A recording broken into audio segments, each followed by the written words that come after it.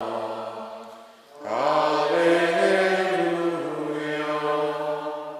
Lord be with you. A reading from the Holy Gospel according to Luke.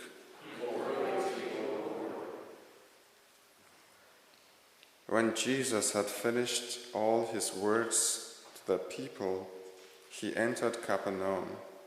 A centurion there had a slave who was ill and about to die, and he was valuable to him. When he heard about Jesus, he sent elders of the Jews to him, asking him to come and save the life of his slave. They approached Jesus and strongly urged him to come, saying, "He deserves to have you do this for him, for he loves our nation, and he built the synagogue for us." And Jesus went with them, but when he was only a short distance from the house, the centurion sent friends to tell him, "Lord, do not trouble yourself, for I am not worthy to have you enter under my roof. Therefore, I did not consider myself worthy to come to you. But say the word, and let my servant be healed. For I too am a person subject to authority, with soldiers subject to me.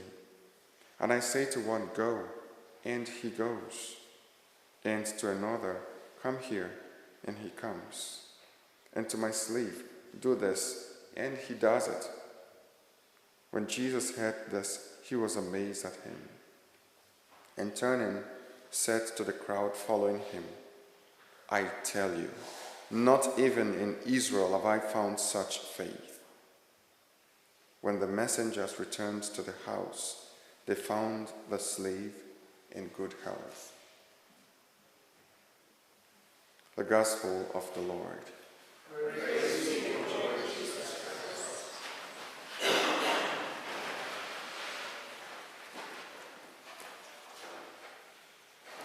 Jesus' expression of approval of the faith of this centurion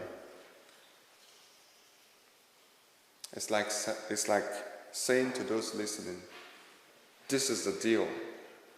This is the kind of faith you should have."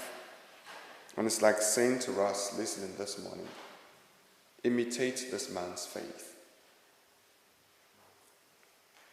As a centurion, he was a big man in the standards of its time and a top military official. A pagan, but he must have come to believe in Jesus as a result of the things he has heard about Jesus. Faith comes from hearing. And then, prompted by his love for his slave, he must have loved that slave so much. St. Luke tells us that the slave was of value to him. The life of the slave was of value to him. Some other translations will say that he loved his slave so much.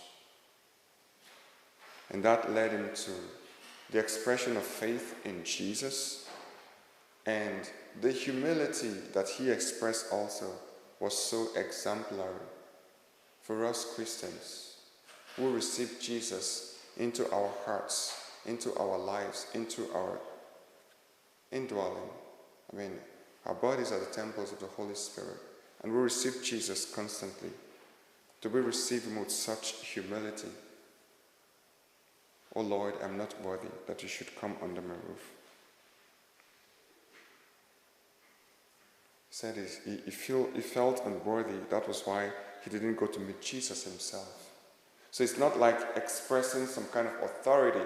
Look at what the elder said about him. "This man has been so good to us. He deserves this. Please." He built our synagogue. He loves our nation. And so him sending the elders to Jesus was not because he was a man of authority. It was not out of a sense of entitlement, but out of humility, as he himself explained later. Therefore, I did not consider myself worthy to come to you. I know what it means to be up there, to be a man of authority. I say to this person, go, and he goes. Sit down here, and he sits. So I know you are up there. I know you are bigger, you are greater. I'm not even worthy to come to you. That was why I sent them. St. Paul, in the first reading of today in his letter to Timothy, is calling us to make intercessions for different kinds of people. So let us imitate the centurion in his faith, a faith that led him to intercede for his slave. And let our imitation of the faith of this centurion lead us to hearken to the words of St. Paul, who calls us to make intercessions for those in authority, those in civil authority, and those in place of religious authority, authorities in the church and authorities in the world. And in particular, let us take out this opportunity, listening to the calling of the readings, to pray for the administration of this apostolate, for the president, the board of directors, and all those in place of authority, for God to strengthen them, as St. Paul encourages us in the first reading of today.